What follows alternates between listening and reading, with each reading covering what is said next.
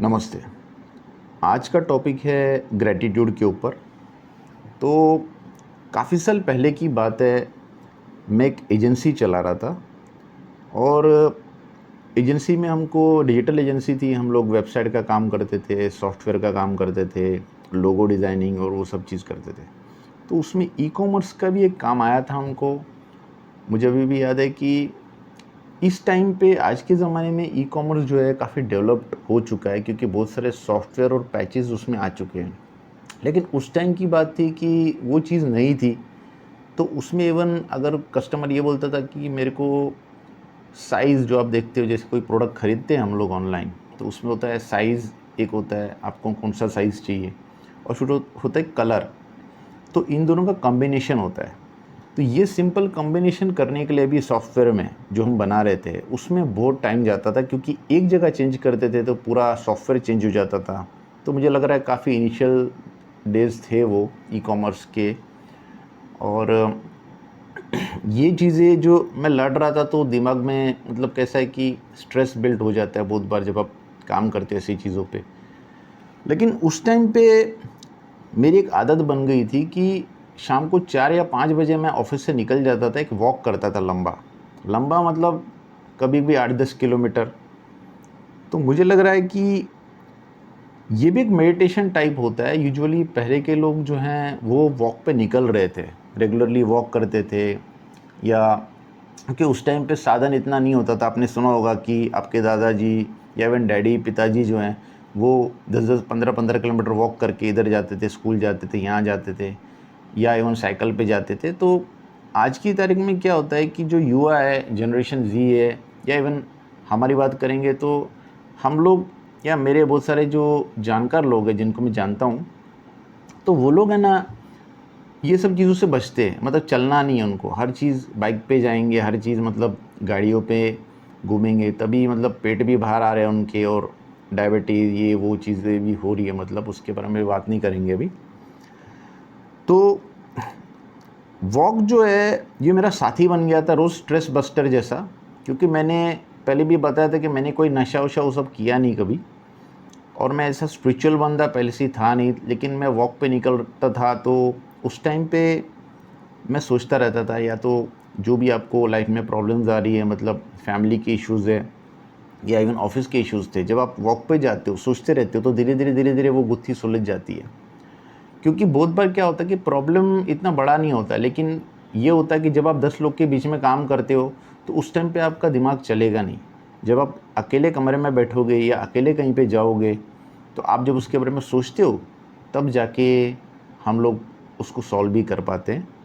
तो ऐसे ही मैं निकल जाता था रोज़। तो मुझे अभी भी याद है कि एक दिन मैं ऐसे ही जा रहा था सड़क पे, और हमारा एक एरिया है जहाँ पे मतलब अड्डा जैसा था, जहाँ पे हम लोग चाय वाय वो सब पीते थे। तो उस एरिया के पास मैंने चाय पिया, और मैं जस्ट वहाँ से निकल रहा था, और मेरे दिमाग में ये घूम ही रहा था, और मैं सड़क पे वॉक तो कर रहा था, लेकिन क्योंकि मैं, जैसे आपने देखा होगा, कोई डीप थॉट वाला बंदा जो होता है, या सोचने वाला बंदा जो होता है, वो जब चलता रहता है, तो वो हर वक्त है ना, ऐसा मतलब रहेगा कि कहीं पे घूम गया है। अरे भाई, किधर किधर घुस गया यार, किधर घूम गया है, ऐसे हम लोग बोलते हैं यूजुअली। तो आपके सामने कोई बंदा बैठा होगा, लेकिन कुछ और सोच रहा होगा ऐसा। तो मैं सड़क पे चलते हुए वैसे ही चल रहा था, और अचानक मुझे एक आवाज़ आई, और विशाल भाई कैसे हो? तो पहले तो मैंने ऐसे देखा, और वो फूल वाला था। वहाँ पे एक बेसिकली एक हार वाला बंदा है, जो कि छोटा सा बाकड़ा लगा के वो वहाँ पे बैठता था रोज़। तो पहले मैंने इतना ध्यान नहीं दिया उस बात पे जब उसने बोला था, क्योंकि मेरा जस्ट ध्यान गया, क्योंकि मैं जब कोई डीप थॉट में था, और मैंने जस्ट उसकी तरफ देखा, तो मेरे दिमाग में उस टाइम पे ज़्यादा कुछ आया नहीं। मैं बोला अरे मैं ठीक हूँ। और मैं जब आगे चलता रहा, तो कहीं न कहीं मेरा पूरा ध्यान है ना इस बात की तरफ घूम गया।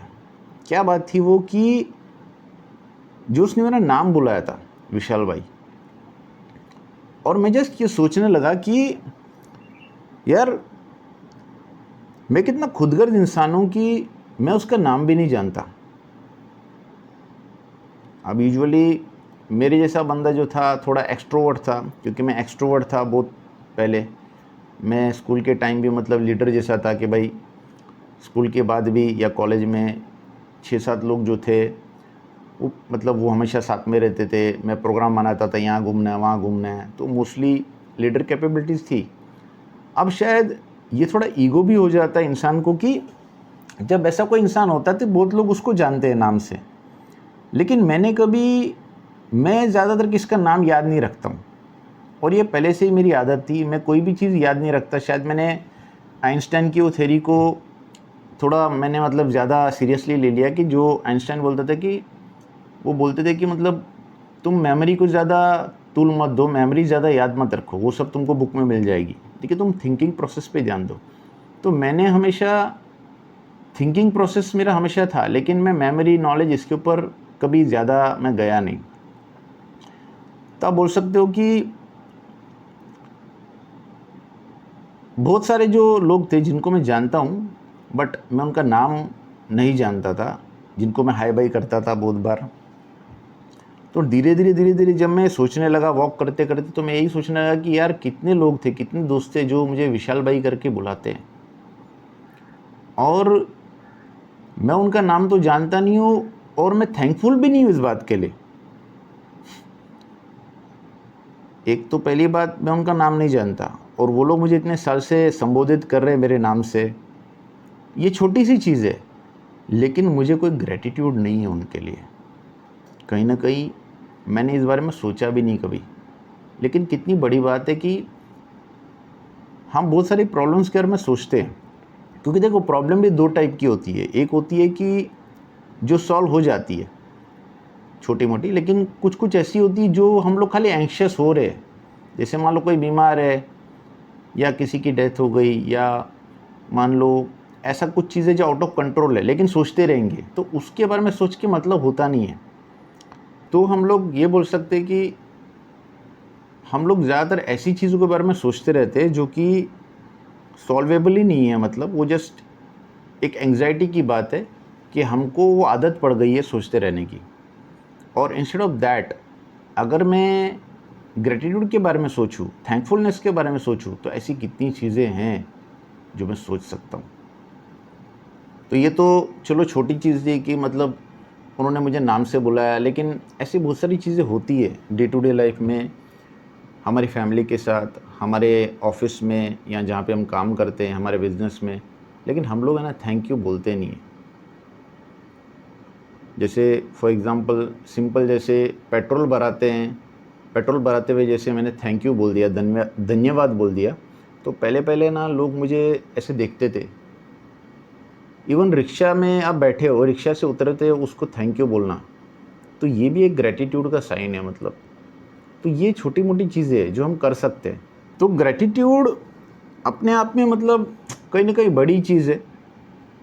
जैसे हम लोग बोल सकते हैं कि मुझे ऐसा लगता है कि भगवान से भी बड़ी चीज़ है। अब मैं आपको क्यों ये चीज़ बोल रहा हूँ भगवान से बड़ी चीज़ है, क्योंकि जैसे मोस्टली क्या होता है कि लोग मंदिर जाते हैं। अब मंदिर क्यों जाते हैं?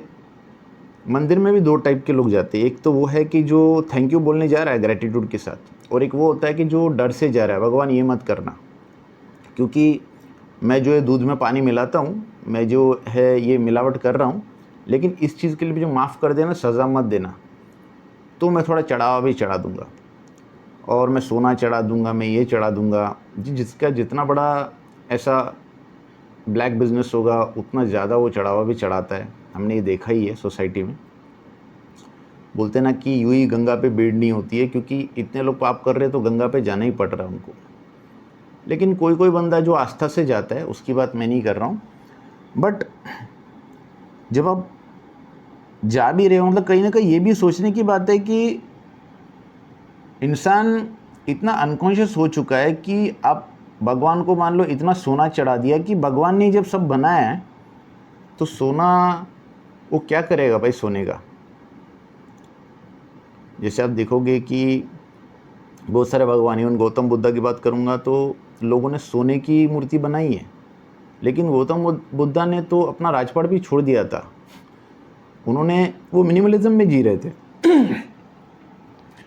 और उन्होंने सब कुछ छोड़ दिया था, लेकिन यहाँ पे लोग उनकी मूर्ति सोने में बना दी है तो और बेच रहे मार्केट में। तो इस चीज़ को क्या बोल सकते हैं मुझे नहीं मालूम। और अगर भगवान ने सब बनाया है तो तुम उनको भेंट भी क्या दे रहे हो? तुम उनको क्या ऐसा दोगे कि तुमको मिल जाएगा? मैं बाल नहीं काटूंगा, मैं उपवास रखूंगा। अरे भाई, क्या फ़र्क पड़ रहा है उनको उससे? भगवान ने तुमको ऊंचे कामों के लिए बनाया था, लेकिन तुमने ऐसे काम किए कि जो तुमको ये सब चीज़ों की ज़रूरत पड़ रही है। लेकिन जब मैं बोलता हूँ कि ग्रैटिट्यूड अगर आप रख रहे हो और आप उसको प्रैक्टिस करना शुरू कर दिया हर चीज़ में, हर चीज़ के लिए थैंकफुल होने की बात है, तो वो भगवान से भी बड़ी चीज़ हो जाती है। क्योंकि जैसे मोस्टली बहुत बहुत बार देखा मैंने कि लोग पूजा पाठ कर रहे हो, ठीक है, पूजा पाठ करने वो लोग रुस जाते हैं। और यहाँ पे मैं उसको कंपैरिजन कर रहा हूँ ग्रैटिट्यूड के साथ। अगर कोई बंदा पूजा पाठ नहीं कर रहा है या कर भी रहा है तो पूरा दिन है ना वो थैंकफुल हर एक के लिए, हर चीज़ के लिए थैंकफुल है। चाहे भगवान मुझे कितने अच्छे माँ बाप दिए, कितनी अच्छी बहन दी, कितनी अच्छी फैमिली दी। भगवान थैंक यू, मेरा दोस्त बहुत अच्छा है।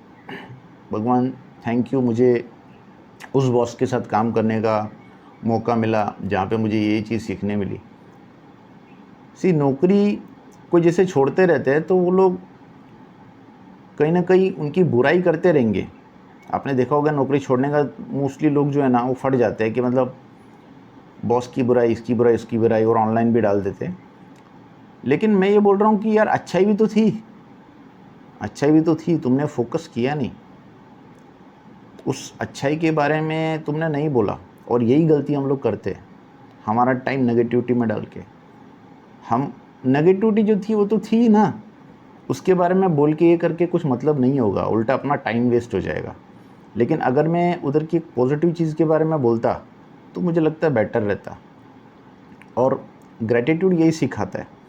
और पूरा दिन जब आप वो सारी चीज़ें फॉलो कर रहे हो, आप अच्छा सोच ही नहीं रहे हो, अच्छी चीज़ें भी कर रहे हो लोगों के लिए, मतलब छोटे मोटे चीज़ों में, तो कहीं ना कहीं आप देखोगे कि जो पूजा पाठ में अगर आप जाओगे और अपना जो जो भी आप पाठ रोज़ करते हो उसके अंदर जो लिखा है, जो भी आप चाहे हनुमान चालीसा पढ़ते हो या अपने जो भी आपके वर्सेस रहते हैं उसको पढ़ रहे हो, तो उसमें जो लिखा था ना तो वही तो फॉलो कर रहे हो आप भाई। आप गीता में जो बता रहे थे वही तो फॉलो कर रहे हो आप।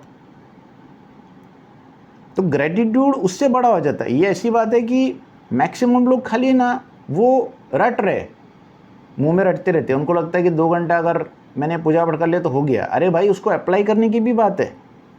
ये तो ऐसी बात है कि जो इंडिया में पढ़ाई की बात है, मतलब हम लोग यहाँ पे खाली स्टडी करते रहते हैं, लर्निंग तो होता ही नहीं है।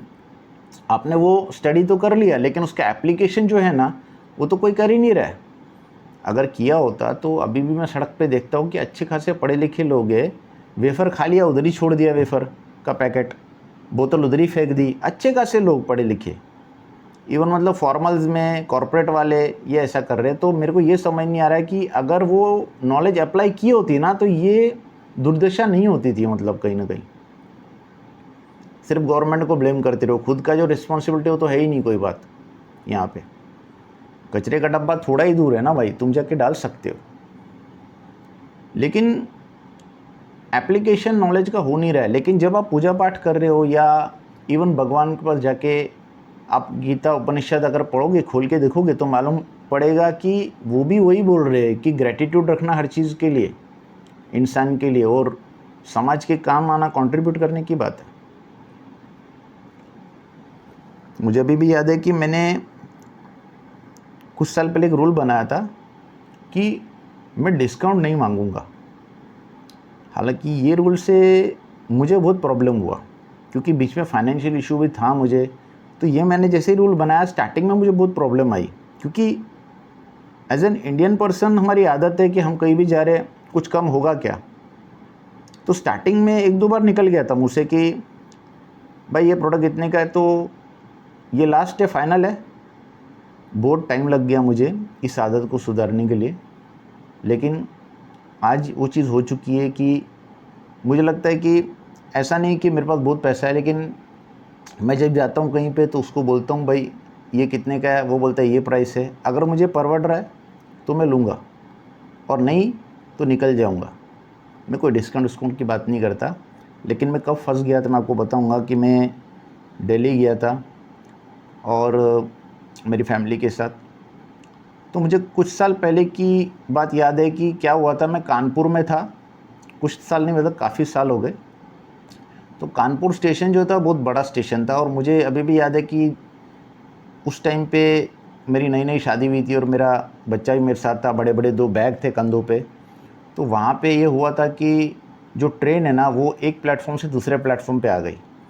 तो मुझे अभी भी याद है कि मुझे जो भागना पड़ा वो कंधों पे लेके, मेरे यहाँ पे भी निशान आ गए थे। मतलब मुझे लग रहा है वहाँ प्लेटफॉर्म भी बहुत ज़्यादा थे जो मुझे लांग के जाना पड़ा, कम से कम 15-20 मिनट हम लोग भागते रहे।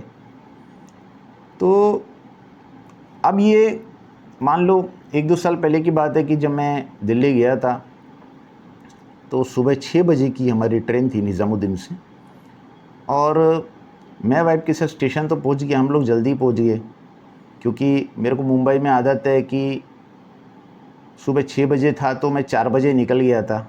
हालांकि जो जहाँ पे मैं रुका था रिलेटिव, उन्होंने बोला कि बहुत जल्दी हो जाएगा। मतलब नहीं भाई, जल्दी वल्दी कुछ नहीं, 2 घंटा पहले। हमको बॉम्बे की आदत है क्योंकि बॉम्बे में हम लोग 2-2 घंटा पहले ही निकलते। यहाँ पे ट्रैफिक वफिक चीज़ का कोई भरोसा नहीं रहता है। तो एज़ यूजुअल मैं 5 बजे हम लोग वहाँ पहुँच भी गए, ठीक है। और स्टेशन पे पहुँचने के बाद है ना, सामने 2 कुल्ली आ गए और हमारे पास ज़्यादा बैग था भी नहीं इस बार, मेरे पास जस्ट छोटे छोटे 1-2 बैग थे। लेकिन कुल्ली आ गए, उन्होंने बोला कि, मैंने बोला भाई कितना होगा, बोला कि 150 रुपये हम लेंगे तो प्लेटफॉर्म तक पहुँचा देंगे। अब मुझे लगा कि कानपुर का मुझे वो जो याद था कि नहीं भाई, हालांकि बैग इतने थे नहीं लेकिन मुझे लगा बहुत चलना पड़ेगा। तो बोला चलो ठीक है, कुल्ली को दे दो बैग, क्योंकि मुझे कानपुर भी याद था, कानपुर स्टेशन का जो हादसा हुआ था कि मेरे कंधों पे निशान भी आ गए थे बैगों से। तो मैंने इनको दे दिया, मतलब ठीक है। इन्होंने बोला कि 150 रुपये होगा, मतलब 300 रुपये, ठीक है।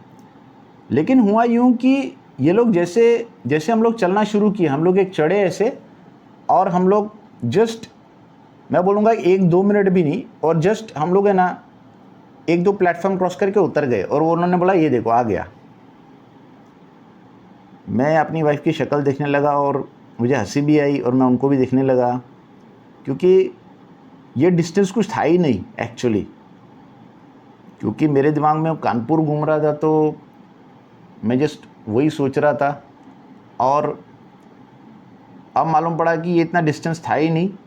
लेकिन इन्होंने 300 रुपये बोल दिया, इसका 150 रुपया। अब वो बात आ गई कैरेक्टर वाली कि मैंने डिसाइड किया कि मैं तो डिस्काउंट बोलूँगा नहीं, और मैं कैसे इनको बोलूँ अभी कि तुमने ज़्यादा लिया ये किया, क्योंकि इन्होंने जो बोला था, हमारे डिस्टेंस के ऊपर कोई बात नहीं हुई। तो मैंने उनको 300 रुपये दे दिया और वो लोग बहुत खुश थे। लेकिन जब मैं इस हादसे के बारे में सोचता हूँ तो मैं ये सोचता हूँ कि यार देखो, हर दुकानदार के 2 ग्राहक होते हैं। एक वो होता है जिससे वो कमाता नहीं है, दूसरा वो होता है जिससे वो कमाता है। तो मैं वो ग्राहक बनना चाहता हूँ, कहीं ना कहीं मैं वो ग्राहक बनना चाहता हूँ जिससे दुकानदार कमाता है। और क्योंकि ये डिस्काउंट मांगने वाले बहुत है मार्केट में, और ये इतना बोल बोल के इतना ये कर देते हैं कि सामने वाला परेशान हो जाता है और वो अपना मार्जिन भी छोड़ देता है कभी कभी। ज़्यादातर हाथ गाड़ी वालों के साथ तो ये चीज़ होती है कि कोई बंदा उठा लेता है और कुछ भी रख के चला जाता है, और वो बेचारे गरीब कुछ बोल नहीं पाते। बहुत बार उनको जितने में आया उससे कम पैसा ही आ जाता है, मतलब नुकसान ही हो जाता है। तो ये जो ग्रैटिट्यूड, मतलब कहीं ना कहीं, अब मैं जब बात कर रहा हूँ तो ये सिर्फ बोलने की बात नहीं है।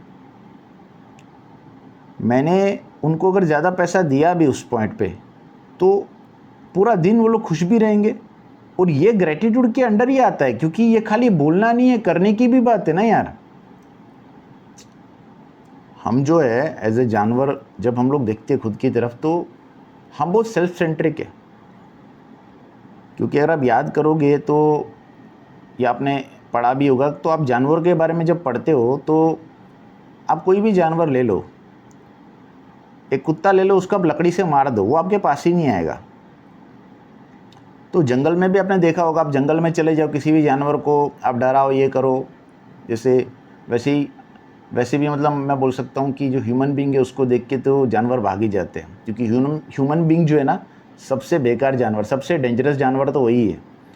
तो खैर, जानवर हमको देख के भाग जाते हैं, क्योंकि ये जो भगवान ने बनाया था ना, तो उनके अंदर भी वो कॉन्शियसनेस डाली थी जानवरों के अंदर, तो वो भी उतना कॉन्शियस है कि अपनी सिक्योरिटी देख रहे।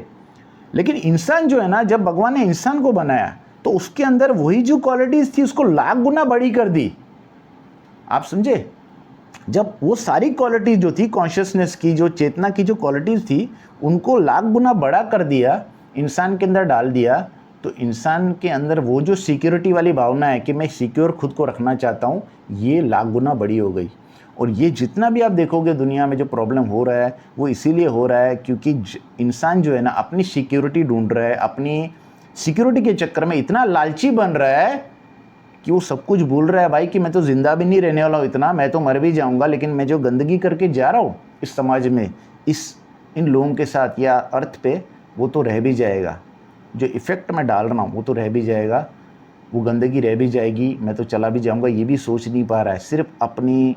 क्योंकि अगर मैक्सिमम देखोगे तो मोस्टली जो है ना ग्रीड से रिलेटेड है, जो प्रॉब्लम इस दुनिया में हो रही है वो ग्रीड से रिलेटेड है, वो लालची ग्रीड से रिलेटेड है। तो ग्रैटिट्यूड जो है ना उसको काउंटर करता है।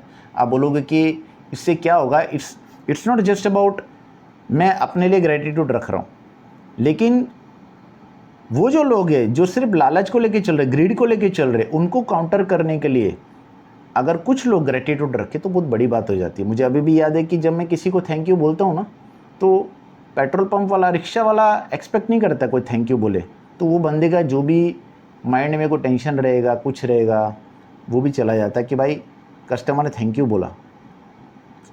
मुझे अभी भी याद है कि ट्रैफिक हवलदार को मैंने नमस्ते किया है या सैल्यूट किया है, थैंक यू सर बोला है, क्योंकि मोस्टली लोग हवलदार, ट्रैफिक हवलदार, इन लोगों को गालियाँ देते रहेंगे, अरे ये ट्रैफिक जाम करते हैं, अरे ये करते हैं। अरे भाई वो बंदा धूल में खड़ा है, धूल मिट्टी खा रहा है आपके लिए। अब बहुत लोग ये बोलते हैं कि अरे तो पैसा नहीं ले रहा है क्या? अरे पैसा तो सब बंदे ले रहे हैं ना, आप थोड़ी कोई फ्री में कर रहे हो कोई चीज़, पैसा हर बंदा ले रहा है। इसका मतलब ये थोड़ी कि हम ग्रैटिट्यूड नहीं रखें। तो ग्रैटिट्यूड बहुत बड़ी चीज़ है। अगर आप ग्रैटिट्यूड प्रैक्टिस करने लग गए ना, सुबह से शाम तक हर चीज़ में अप्लाई कर दिया, भगवान से भी बड़ी चीज़ हो जाएगी वो। क्योंकि जो भी उपनिषद में लिखा है, जो भी गीता में लिखा है, जो भी आपके वर्सेस में लिखा है, जो भी आपका रिलीजियस बुक रहेगी उसके अंदर लिखा है, वो एज इट इज़ उस चीज़ को आप कन्वर्ट कर रहे हो और उस चीज़ को आप अप्लाई कर रहे हो एक्चुअली। और मुझे लग रहा है कि हर बंदे को ग्रैटिट्यूड जो है ना उसको प्रैक्टिस करना चाहिए। तो मैं इसको बोल सकता हूँ कि एक तरह से आप ग्रैटिट्यूड पे मेडिटेट करो। इसका मतलब क्या है? यूजुअली हम लोग मेडिटेशन जो करते हैं, तो मेडिटेशन किसी चीज़ पे फोकस करना है, या मतलब माइंडफुल, जिसको माइंडफुल मेडिटेशन बोलते हैं, कि आप लोग की तरफ देखते रहो या कोई ब्लैक स्पॉट की तरफ देखते रहो। तो धीरे धीरे हमारा मेडिटेशन का जो एक्चुअल में गोल होता है कि आप थॉटलेस हो जाओ। हालांकि थॉटलेस होना सबके बस की बात नहीं, वो बहुत हाई लेवल की बात है। कहीं ना कहीं मेडिटेशन अगर एक्चुअल में बोले तो थॉट्स को ज़ीरो करना है, लेकिन वो बात अभी मैं नहीं कर रहा हूँ। लेकिन फॉर एग्ज़ाम्पल मैं अभी के अभी ट्राई कर सकता हूँ कि जैसे मैं बोलूँ कि मैं मेडिटेशन शुरू करता हूँ, और ग्रैटिट्यूड पे मेडिटेशन करने का मतलब ये है कि मैं बोलूँगा, जैसे मेडिटेशन शुरू करूँगा मैं बोलूँगा थैंक यू भगवान, मुझे इतने अच्छे पेरेंट्स दिए, थैंक यू भगवान, आज का दिन अच्छा गया, थैंक यू भगवान, मैं ट्रैवल करके मेरे काम पे गया और वापस आया और कोई एक्सीडेंट नहीं हुआ, जबकि बहुत जगह हुआ है, थैंक यू भगवान जो मुझे इतनी अच्छी बहन दी, थैंक यू भगवान जो मुझे इतना अच्छा दोस्त दिया, थैंक यू भगवान आज का खाना देने के लिए। मतलब ऐसी बहुत सारी चीज़। और आप देखोगे कि जैसे आप 10-15 मिनट ये कर रहे हो रोज़, तो ये बोलते बोलते ही ना आपके माइंड में पॉजिटिव थॉट आता है। क्योंकि क्या हो रहा है दुनिया में, नेगेटिव ज़्यादा, और आप न्यूज़ खोलोगे तो नेगेटिव ही बोलेगा, लेकिन पॉजिटिव बोलने वाले कम है। और उसमें क्या हो जाता है, ऐसे बहुत सारे लोग हैं कि आपने देखा होगा कि कहीं एक्सीडेंट हुआ और उसके वीडियो वो लोग फैलाते रहते हैं, ये कहीं ना कहीं जो अवचेतन है ना, मतलब अगर आपको, आप बोलते हो ना कि आपको ऐसे लोग देखने हैं कि जो सोए हुए हैं, जिनकी चेतना सो गई है, ये वो लोग हैं। क्योंकि जिसकी चेतना सोई है वही तो एक्सीडेंट में कोई मर रहा है, तड़प रहा है, उसके वीडियोस फॉरवर्ड करता रहेगा, तो ये वही लोग। तो ये कहीं ना कहीं राक्षस जात की तरफ है। मतलब या तो भगवान बन जाते हो या तो राक्षस बन जाते हो। आपका मन इतना अवचेतन या मतलब चेतनाहीन हो गया है कि मतलब आप ऐसी सब चीज़ें करोगे जिससे कि आप खुद भी तकलीफ में हो। क्योंकि ऐसा थोड़ी कि कोई बंदा जब आपको फॉरवर्ड कर रहा है ऐसा वीडियो, वो खुद भी देख ही रहा है, तो आप खुद का माइंड भी इन्वॉल्व कर रहे हो भाई नेगेटिविटी में, और दूसरे का भी कर रहे हो। तो रोज़ अगर आप मेडिटेट करते हो इसके ऊपर, थैंकफुलनेस के ऊपर, तो आप देखोगे कि धीरे धीरे ना आप में चेंजेस आएगी। ये ऐसी बात है कि जैसे मैंने एक वीडियो में बताया था कि आप जब लिखते हो कि जैसे कोई भी हैबिट ख़त्म करनी है, तो जैसे मुझे लिखना है I won't drink milk and I won't eat milk and sugar. मैं जब रोज़ लिख रहा हूँ तो, और मैं हैबिट, मतलब मान लो मैं रोज़ चाय पीता हूँ दूध वाली, लेकिन मैं ये लिखते जा रहा हूँ, 6-7 दिन बाद है ना मेरा माइंड है ना, ऐसा मुझे लगेगा कि जब भी मैं चाय पीने जा रहा हूँ तो कोई मुझे रोक रहा है। क्योंकि कहीं ना कहीं जो भी हम लोग ये लिखते हैं या बोलते हैं, ये सारी चीज़ें जो है ना, हमारा जो सेल्फ है ना, हमारे अंदर जो आत्मा है ना, वो सुनती रहती है और वो ऑटोनोमसली काम करती है। आपने बहुत बार देखा होगा कि आप कोई चीज़ कर रहे हो, लेकिन आपको पीछे से और कुछ, जिसे बोलते हैं ना, इंट्यूशन आ रहा है कि ऐसा करना चाहिए, वैसा करना चाहिए। तो वो सारी चीज़ें आत्मा करती रहती है या सेल्फ करती रहती है, उसके बारे में लोग डीप में अभी नहीं जाएंगे। लेकिन कहीं ना कहीं आप इसको अगर सिंपल वे में बोलेंगे तो सबकॉन्शियस को ट्रेन करने की बात है। तो ग्रैटिट्यूड आपका सबकॉन्शियस ट्रेन करता है, और कहीं ना कहीं हर इंसान को वो प्रैक्टिस करना चाहिए, और जितना प्रैक्टिस करेगा उतना उसका माइंड खुलेगा। जैसे मैंने बोला कि मैं चल रहा था और उस फूल वाले ने जब मुझे बोला विशाल भाई कैसे हो, तो उसने एक पॉजिटिव थॉट छोड़ा था, और वो बंदा मेरा नाम जानता है। और जब आप पॉजिटिव रहते हो, जब आप ग्रैटिट्यूड रखोगे, तो आप नाम जानने की भी चेष्टा करोगे ना इंसान की, कि चल भाई इसको थैंक यू बोलो, इसका नाम क्या है। लेकिन जब आप अपने अंदर ही डूबे हुए हो तो हाँ भाई ठीक है, दूर से ही आप किसी को भी मतलब ओके बोल दोगे, आगे जा रहे हो। तो ये एक ईगो वाली बात है कहीं ना कहीं। तो मुझे लग रहा है कि ये टॉपिक इधर एंड करते हैं। आपका ग्रैटिट्यूड के ऊपर क्या बोलना है या आपका कुछ व्यू रहेगा तो आप मुझे ज़रूर बोल सकते हैं, या कमेंट्स में आप डाल दीजिए। नमस्ते।